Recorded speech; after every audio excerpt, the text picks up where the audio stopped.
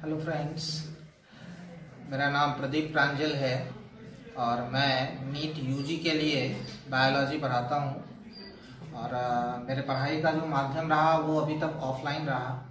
कई बार बच्चों ने और भी लोगों ने आग्रह किया ऑनलाइन क्लास लेने का, लेकिन कैमरा फोबिक हूँ मैं थोड़ा, तो संभव नहीं हो पाया। लेकिन ये कोविड-19 के कारण यह भी मौका मिल गया।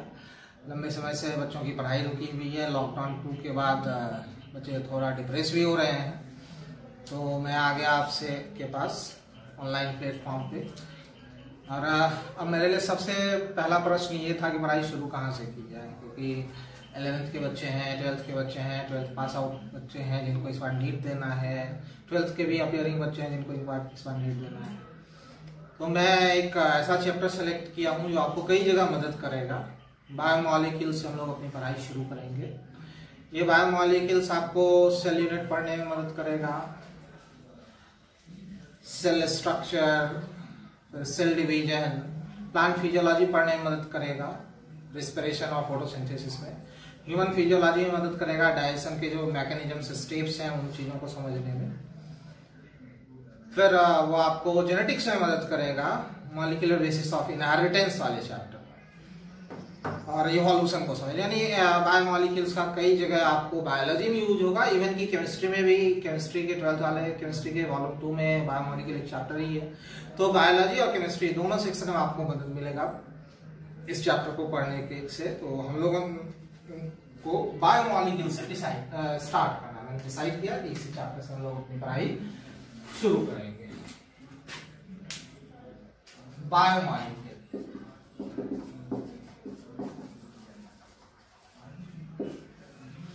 ये वर्ड दो अलग अलग वर्ड से बना हुआ है। एक वर्ड है आपका बायो और दूसरा वर्ड है मॉलिक्यूल्स। तो वैसा मॉलिक्यूल्स जो बायोलॉजिकल कंपोनेंट के लिए जरूरी हो, ऐसे ऑर्गेनिक कंपाउंड्स जो लिविंग ऑर्गेनिज्म, चाहे वो यूनिसेलुलर हो, मल्टीसेलुलर हो या प्रोकैरियोटिक हो, किसी भी ऑर्गेनिज्म के बनने के लिए, उसको कंप्लीट ऑर्गेनिज्म बनने के लिए सेल चाहिए होता है। और सेल जिस चीज का बना हुआ है, दोज कंपोनेंट्स आर बायोमॉलिक्यूल। तो बायोमॉलिक्यूल को यदि एक सेंटेंस में हम लोग डिफाइन करना चाहें तो कहेंगे कि मॉलिक्यूल्स और organic compound which are required for structure, function and survival of any living organism। अब इस बायोमॉलिक्यूल का स्पेक्ट्रम बहुत बड़ा है। इवन कि एमबीबीएस फर्स्ट ईयर जब आप जाइएगा तो आपको एक बायोकेमिस्ट्री एक पूरा पेपर पढ़ना है एमबीबीएस फर्स्ट ईयर में।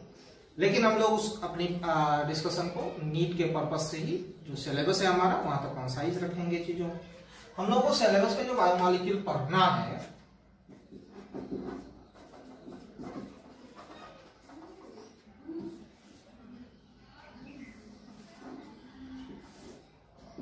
सबसे पहले हम लोग कार्बोहाइड्रेट पढ़ेंगे,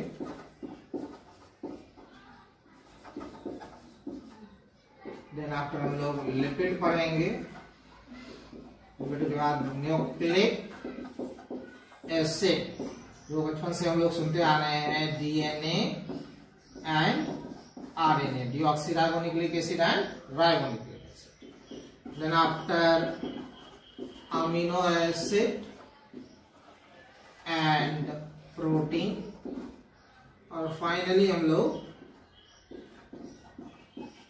एंजाइम सीखेंगे। जब इतना हम लोग कवर कर चुके होंगे तो नीट के लिए कम से कम हम लोग 6 क्वेश्चन के लिए तैयार होंगे, जो बायोलॉजी और केमिस्ट्री दोनों सेक्शन में मिला के प्राय पूछे ही जाते। और बाकी मैं आपको बताया है कि कई सारे चैप्टर्स में पढ़ने में आपको ये मदद करेगा। तो कार्बोहाइड्रेट से हम लोग अपनी पढ़ाई शुरू करें। कार्बोहाइड्रेट तो हमारा हेडिंग होगा, अभी मैं आपसे बता रहा था कि बायोमॉलिक्यूल में हमारा जो नीट का सिलेबस है उसमें क्या क्या पढ़ना है। Carbohydrate, lipid, nucleic acid, amino acids and protein, और लास्ट में एंजाइम। कार्बोहाइड्रेट से हम लोग अपनी पढ़ाई शुरू करते हैं।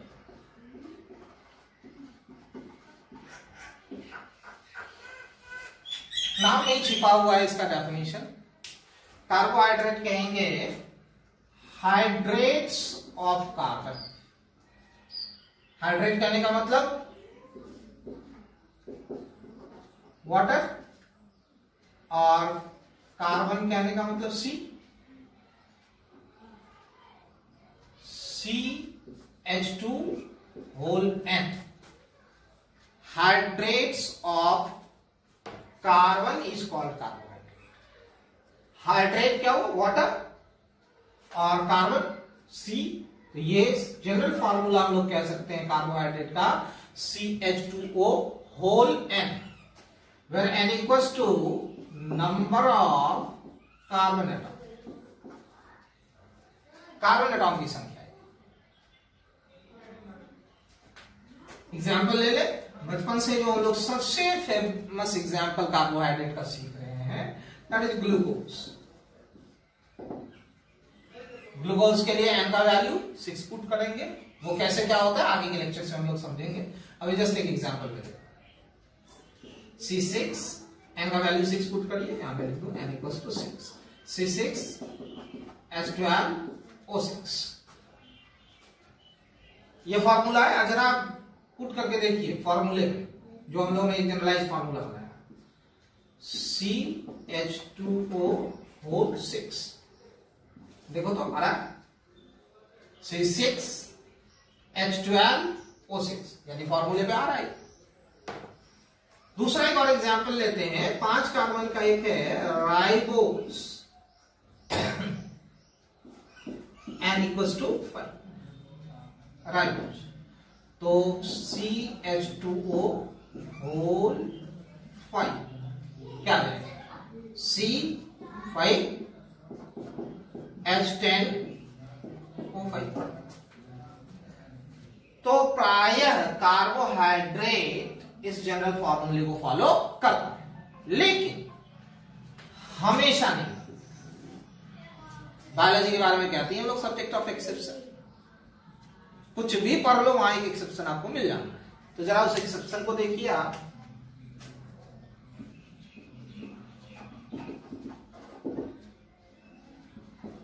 डीऑक्सीराइबोज, DED मतलब रिमूवल, रिमूव करना, डिलीट करना, हटाना। क्या हटाना? ऑक्सीजन। कहां से हटाना? राइबोज। इसलिए मैं अभी आपको राइबोज का एग्जांपल लेंगे। तो राइबोज से एक ऑक्सीजन हटाना, DED रिमूवल। इसका ऑक्सीजन का, ऑक्सी कहां से? राइबोज से। तो अब इसका फॉर्मूला क्या हो जाएगा? यहां से एक ऑक्सीजन हटा तो C5H10O। देखिए ये भी कार्बोहाइड्रेट है, लेकिन ये कार्बोहाइड्रेट इस फॉर्मूले को फॉलो नहीं कर रहा। एक्सेप्शन। एक और बेहतरीन एक्सेप्शन में आपको एग्जांपल देता हूं। लैक्टिक एसिड, बहुत काम का चीज, आगे काम आएगा। लैक्टिक एसिड कहां मिलता है? दही मिलेगा, लैक्टोज फर्मेंटेशन। मसल से मिलता है, एनारोबिक रेस्पिरेशन मसल्स का जो होता है लैक्टोज फर्मेंटेशन, जिसको हम लोग कहते हैं, सॉरी लैक्टिक एसिड फर्मेंटेशन, वहां हमको मिलेगा ये लैक्टिक एसिड मसल्स। C3H6O3। अब जरा देखो दोनों एक्सेप्शन में डिफरेंस। ये एक कार्बोहाइड्रेट है जो इस फॉर्मूले को फॉलो नहीं कर रहा, और लैक्टिक एसिड एक नॉन कार्बोहाइड्रेट है जो इस फॉर्मूले को फॉलो करता है। दो तरीके का एक्सेप्शन बता रहा हूं। एक एक्सेप्शन हो गया डीऑक्सीराइबोज शुगर, जो कार्बोहाइड्रेट है लेकिन इस फॉर्मूले को फॉलो नहीं करता। और दूसरा एक्सेप्शन हो गया लैक्टिक एसिड, जो नॉन कार्बोहाइड्रेट है लेकिन इस फॉर्मूले को फॉलो कर रहा है। कैसे कर रहा है? देखो वैल्यू पुट करके CH2O होल 3 देखो आ गया, लेकिन ये कार्बोहाइड्रेट नहीं है, ये ध्यान रखना, नॉन कार्बोहाइड्रेट है। कब बन रहा है? मसल्स में एनारोबिक रेस्पिरेशन के दौरान लैक्टिक एसिड फर्मेंटेशन कहते हैं, और दूसरा कर्ड में, दही में मिलेगा। Lactic acid. अब इसका स्ट्रक्चर मैं आपको दिखा दूं, क्योंकि आगे तुरंत हम लोग जब 3 कार्बन का कार्बोहाइड्रेट करेंगे तो उसका भी फॉर्मूला ये रहेगा, लेकिन स्ट्रक्चर अलग रहेगा। इसलिए लैक्टिक एसिड का स्ट्रक्चर जरा आप नोट कर लीजिए।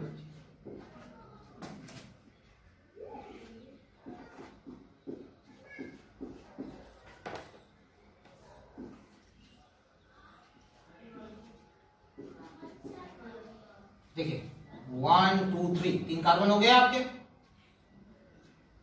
H3 4 5 6 हो गया, और ऑक्सीजन 1 2 3।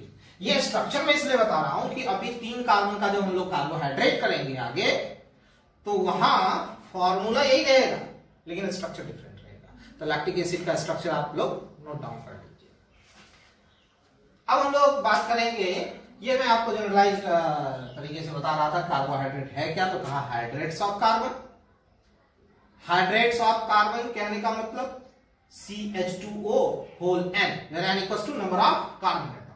और 2 एग्जांपल मैं आपको यहां दिया, ग्लूकोज और राइबोज का, जो इस फॉर्मूले को फॉलो करता है। इन्हें की मैक्सिमम कार्बोहाइड्रेट इस फॉर्मूले को फॉलो करते हैं, लेकिन कुछ एक्सेप्शंस हैं। एक एक्सेप्शन में आपको दिया डीऑक्सीराइबोस शुगर का, जिसका फॉर्मूला देखिए C5H10O4। This is a carbohydrate, लेकिन ये इस फॉर्मूले को फॉलो नहीं कर रहा। फिर लैक्टिक एसिड में दूसरा एग्जांपल दिया आपको C3H6O3, जो इस फॉर्मूले को फॉलो तो कर रहा है लेकिन ये कार्बोहाइड्रेट नहीं।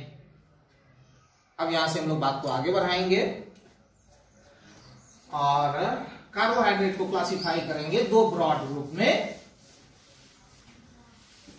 एक कार्बोहाइड्रेट का पहला ग्रुप जो होगा उसको हम लोग कहेंगे सैकराइड और शुगर, और दूसरा कहेंगे पॉलीसैकराइड।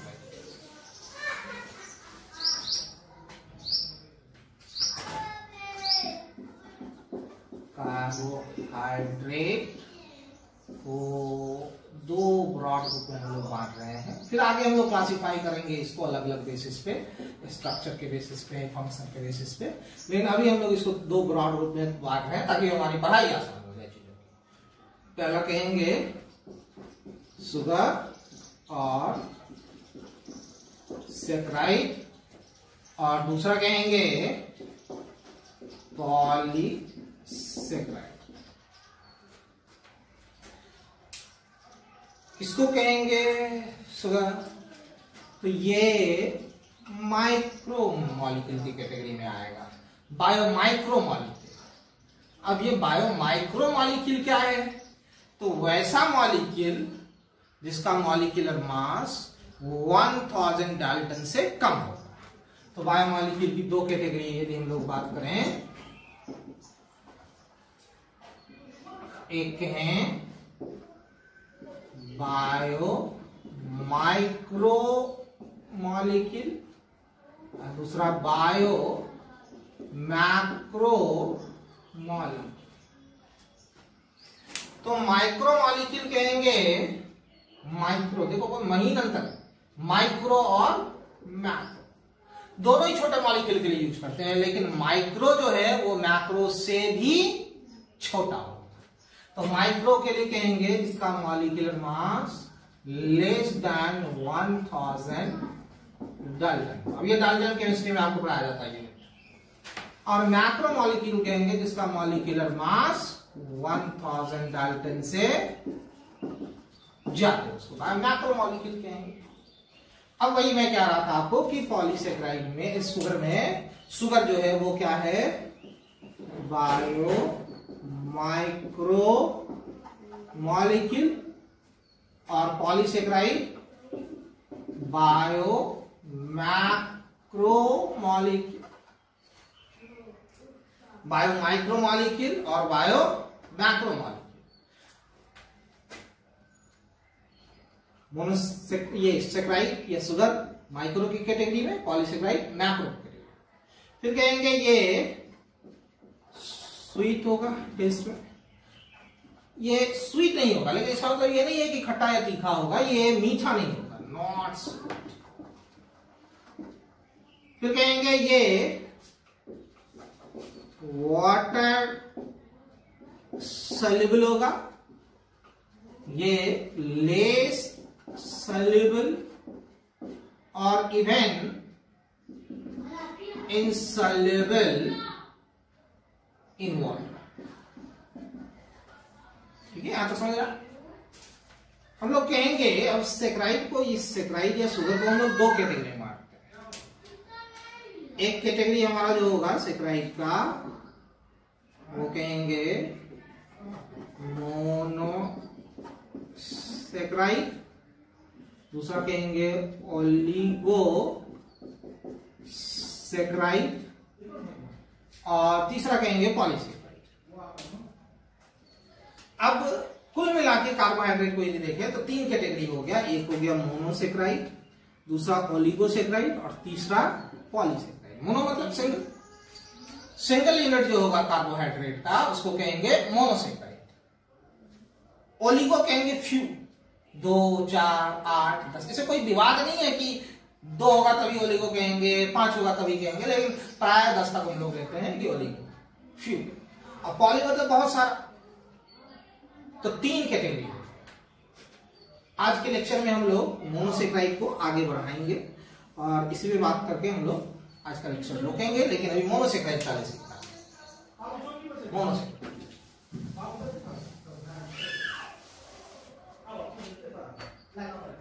किसको कहेंगे, नाम से क्लियर है। मोनो का मतलब सिंगल, तो सिंगल यूनिट ऑफ कार्बोहाइड्रेट जो होगा उसको कहेंगे हम लोग मोनोसेक्राइड। सिंगल यूनिट कार्बोहाइड्रेट का उसको क्या कहेंगे, मोनोसेक्राइड। अब ये मोनोसेक्राइड भी दो फॉर्म में मिलेगा बेटा।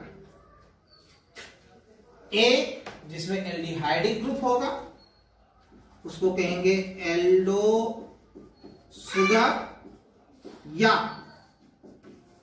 एल्डोज, जिसमें क्या है एल्डिहाइडिक। एल्डिहाइडिक ग्रुप क्या है, याद करिए 10th क्लास में हम लोगों ने पढ़ा है, एल्डिहाइड। और दूसरा जिसमें कीटोनिक ग्रुप होगा उसको कहेंगे कीटो सुगर और कीटोज, कीटो सुगर और कीटोज। और उसका आपको याद है, फिर आप 10th क्लास में लोगों ने पढ़ा है एल्डिहाइड और कीटोन। तो मोनोसेक्राइड कहा सिंगल यूनिट ऑफ कार्बोहाइड्रेट, क्या कहा उसको, मोनोसेक्राइड। और ये मोनोसेक्राइड दो फॉर्म में रहेगा। एक जिसमें एल्डिहाइडिक ग्रुप होगा उसको एल्डो सुगर या एल्डोज कहेंगे, और दूसरा जिसमें कीटोनिक ग्रुप रहेगा उसको कीटो सुगर या कीटोज कहेंगे, कीटो सुगर या कीटो। अब कहेंगे ये मोनोसेक्राइड जो है, पहला मोनोसेक्राइड सबसे छोटा मोनोसेक्राइड जो होगा वो 3 कार्बन का, कम से कम मोनोसेक्राइड कितने कार्बन का, 3 कार्बन का। और इस सबका नेमिंग इसके कार्बन नंबर के अकॉर्डिंग, जैसे कि 3 कार्बन का यदि है तो उसको कहेंगे ट्रायोज, ट्रायो का 3। 4 कार्बन का है टेट्रोज, 5 कार्बन का है पेंटोज, 6 कार्बन का है हेक्सोज, 7 कार्बन का है हेप्टोज। प्राय इतना ही होता है, इससे आगे के नहीं मिलेंगे आपको। तो monosaccharide are named according to carbon number, monosaccharide. जरा देखिए कार्बन नंबर के अकॉर्डिंग इसका नाम। 3 कार्बन है तो क्या कहा, ट्रायोज। 4 कार्बन है तो tetrose, 5 carbon pentose, 6 carbon hexose, 7 carbon heptose. ये प्राय आपको मिलेंगे। अब मैं आपसे बताऊं कि ये चाहे ट्रायोज हो, टेट्रोज हो, पेंटोज हो, हेक्सोज हो, हेप्टोज हो, जो भी मोनोसेक्राइड। अब इस सब के 2 फॉर्म होंगे, एक जिसमें एल्डिहाइडिक ग्रुप वाला होगा और दूसरा जिसमें कीटोनिक ग्रुप वाला होगा। यानी ट्रायोज यदि है तो 2 ट्रायोज, एक एल्डिहाइडिक ग्रुप वाला एल्डो ट्रायोज और दूसरा कीटोनिक ग्रुप वाला कीटो ट्रायोज। इसी तरह से टेट्रोज होगा aldo tetrose, keto tetrose, pentose होगा aldo pentose, keto pentose, hexose होगा aldo hexose, keto hexose, heptose होगा एल्डो हेक्सोज, कीटो हेप्टोज। तो हम लोग स्टार्ट करेंगे ट्रायोज। तो जरा देखिए 2 ट्रायोज होगा, एक जिसमें एल्डिहाइड ग्रुप होगा एल्डो ट्रायोज, और दूसरा कीटो ट्रायोज। एल्डोट्रायोज कहेंगे जिसमें एल्डिहाइड ग्रुप, 3 कार्बन, एक तो ट्रायोज है तो 3 कार्बन, और जिसमें एल्डिहाइड ग्रुप होगा एल्डोट्रायोज, फिर 3 कार्बन लेकिन कीटोनिक ग्रुप होगा। तो अब जरा आपको ध्यान देना है, बारीक महीन बात है लेकिन बहुत आसान से आप सीख जाइएगा इसको। सबसे पहले स्ट्रक्चर कैसे होगा, ट्राई है ना, ट्रायोज 3 कार्बन, सबसे पहले 3 कार्बन का स्केलेटन ड्रॉ कर लिया, 3 कार्बन ले लिया हमने, मुझे बनाना है एल्डोट्रायोज का स्ट्रक्चर, 3 कार्बन ले लिया, और फिर क्या है, एल्डिहाइड ग्रुप है, तो पहले नंबर पे आप एल्डिहाइड लगा लीजिए, यही था एल्डिहाइड, 10th क्लास में लोगों ने पढ़ा।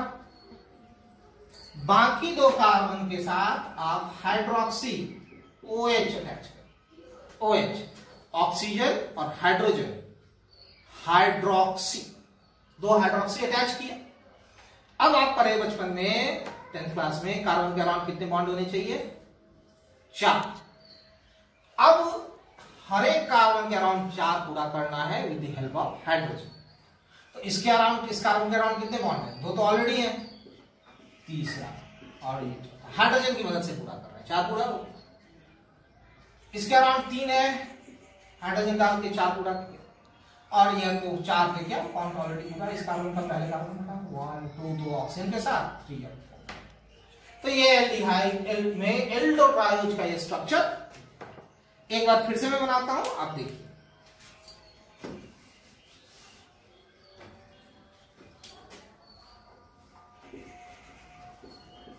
तीन कार्बन, चूंकि ट्रायोज था, पहले नंबर पे एल्डिहाइड, क्यों, क्योंकि एल्डोट्रायोज है, और बाकी भी एक एक हाइड्रोक्सी लगाना, OH।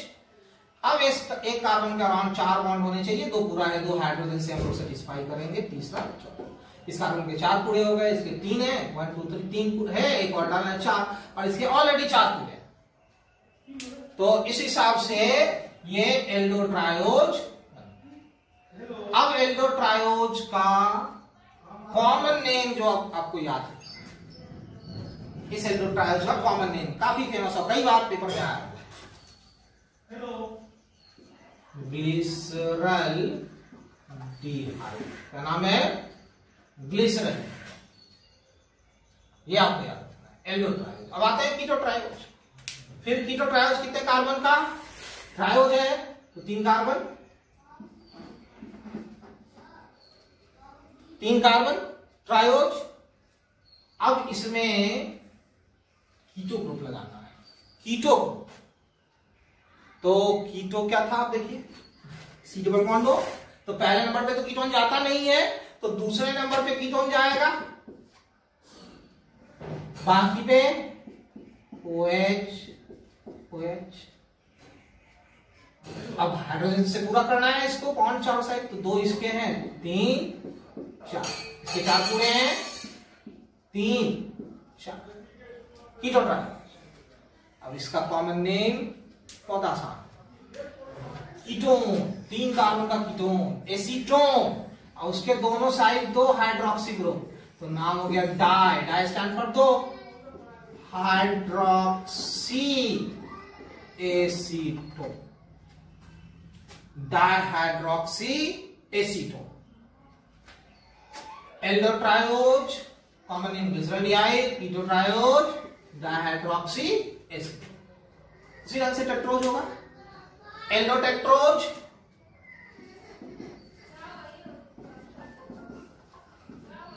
एल्डोटेट्रोज। टेट्रोज कितने कार्बन का, टेट्रोज 4 कार्बन, टेट्रोज 4 कार्बन। अब फिर इसमें एल्डिहाइड ग्रुप है, तो पहले नंबर पे एल्डिहाइड, और बाकी पे एक एक हाइड्रोक्सी ग्रुप OH, और हाइड्रोजन सेटिस्फाई करिए, H H H H, हो गया एल्डोट्रायोज। अब इसका कॉमन नेम एरिथ्रोज, एरिथ्रोज। अगला कीटोट्रायोज, सॉरी कीटोटेट्रोज, कीटोटेट्रोज। फिर टेट्रोज है कितना कार्बन? 4। ठीक, अब उसमें पहले नंबर पे तो जाएगा नहीं कीटोन, सेकंड नंबर पे कीटोन जाएगा, बाकी पे OH, बाकी पे OH चला गया।